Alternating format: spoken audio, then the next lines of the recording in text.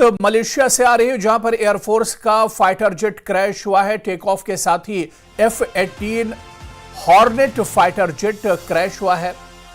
Quinton के सुल्तान Ahmad Shah airport पर यह हादसा पेश आया है। Made in America F-18 fighter jet crash हुआ है और अभी तक किसी के हताहत होने की आधिकारिक पुष्टि नहीं हुई है।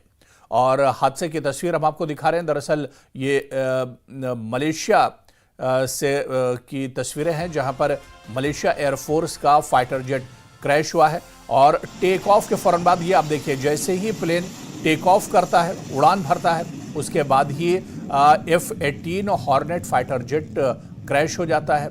क्वांटन के सुल्तान अहमद शाह एयरपोर्ट पर यह हादसा पेश आया है।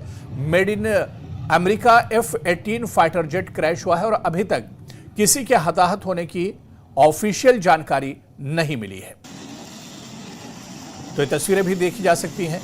एयरफोर्स का फाइटर जेट क्रैश हुआ है मलेशिया में, और जैसे ही टेक ऑफ किया है फाइटर जेट ने, उसके फौरन बाद इसका हादसा पेश आया। इसमें पीछे के हिस्से में आग लग जाती है और उसके बाद ये क्रैश हो जाता है। तो made in America F-18 fighter jet है जो हादसे का शिकार हुआ है। और जिस तरह से यह हादसा पेश आया है, इस प्लेन के अंदर कितने लोग थे फाइटर जेट के अंदर, या फिर जो पायलट थे और क्रू मेंबर्स थे, क्या कोई इसमें बचे हैं या कितने लोगों की जान गई है, अभी ये जानकारी निकलकर सामने नहीं आई है। ऑफिशियल अभी कोई बयान इस पर नहीं आया है। क्वांटन के एयरपोर्ट पर यह हादसा पेश आया है और टेक ऑफ के फौरन बाद मलेशिया एयरफोर्स का फाइटर जेट क्रैश हुआ है।